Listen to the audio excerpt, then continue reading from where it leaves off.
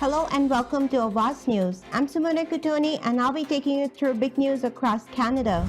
Trudeau promises to arm Ukraine with modern military equipment. Compensation questions loom for Air Canada customers with cancelled flights.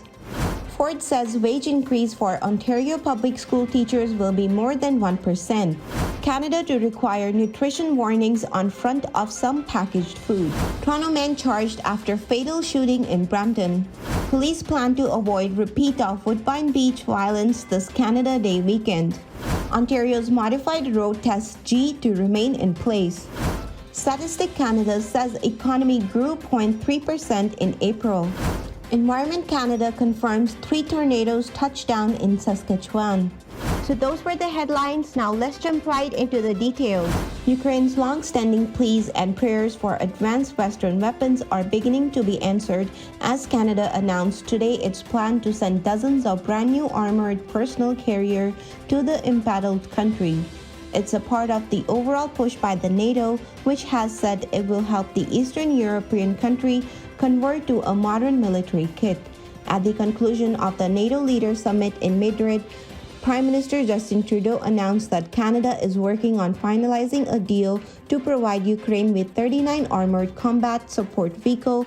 They had been destined for the Canadian Army and were in the process of being delivered, but instead will be diverted. Human rights advocates are demanding Air Canada provide compensation to many of the hundreds of thousands of passengers whose summer flights it cancelled.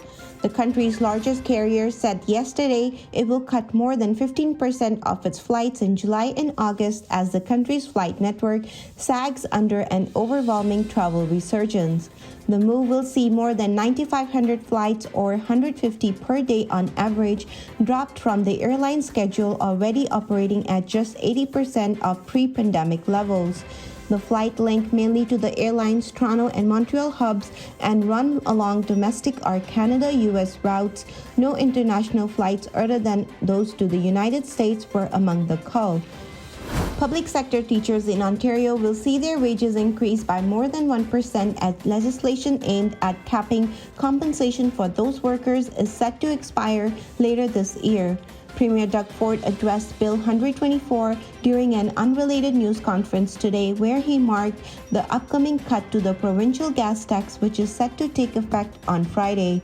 The Progressive Conservative government passed the legislation dubbed the Protecting a Substantial Public Sector for Future Generation Act in November of 2019 to limit the wage bump for public sector workers to 1% a year.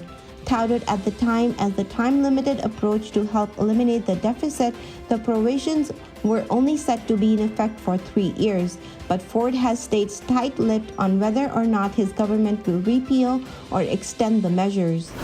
Canada will require nutrition warnings on the front of prepackaged food with the high levels of saturated fat, sugar, or sodium starting in 2026 in an effort to help grocery shoppers make healthier choices with a glance. The policy, more than 5 years in the making, will clearly label products with so-called nutrients of the public health concern that have been linked to the conditions such as cardiovascular disease and type 2 diabetes.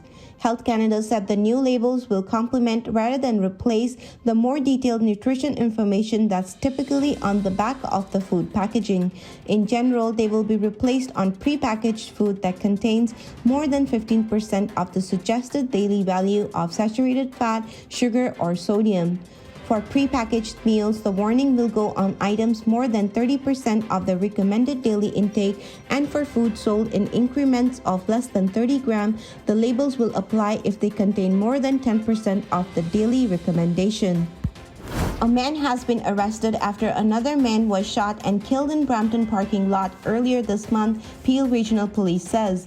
On June 5th, officer responded to a shooting in the industrial area of Alfred Kuhin and Advanced Boulevard at 4:16 a.m. A man was found lying on the ground in a parking lot suffering from a gunshot wound, police said. He was rushed to trauma center in a life-threatening condition and later succumbed to his injuries. In-person fireworks display for Canada Day are back in Toronto this year, and police say they have robust plan and variety of resources to ensure public safety after the violent incident broke out at Woodbine Beach over the Victoria Day long weekend. The city says Toronto Police will continue to respond to public safety issues in parks and beaches during this Canada Day weekend, as thousands of spectators are expected to attend various city parks to watch the fireworks. Police are also expected to be in full force at Ashbridges Bay Park in Toronto's beach neighborhood this weekend after the people were shot, stabbed, and robbed at gunpoint at the park on May 22nd, the night before Victoria Day. 7 police officers were also injured that evening, with one breaking a leg in pursuit of shooting suspect and others struck by the multiple fireworks. There's a good news for drivers in Ontario who hate parallel parking and don't currently have a G-Class license. The Ministry of Transportation confirmed today the modified test need to obtain your full license will continue to be available until further notice. Ministry spokesperson Dakota Brazier said in an email that the test, which does not include emergency stop, three-point turn, or parallel parking, can be booked at all permanent drive test centers and remaining temporary locations. Ontario scrapped those duplicative elements of the test in January of this year in an effort to clear a backlog of hundreds of thousands of appointments that stemmed from COVID-19 closures. The measure was supposed to be temporary and was set to expire on March 31st. Statistics Canada says real gross domestic product grew 0.3% in April. The agency says the growth was led by the mining, quarrying, and oil and gas extraction sector and client-facing industries. However, it also says its early estimate for May indicates the economy contracted by 0.2% for the month. The official reading for May is expected on July 29th. For April, Statistics Canada says the mining, quarrying, and oil and gas extraction sector grew by 3.3% as oil and gas extraction gained by 3.9%. Environment Canada has confirmed 3 tornadoes touched down in Saskatchewan yesterday afternoon.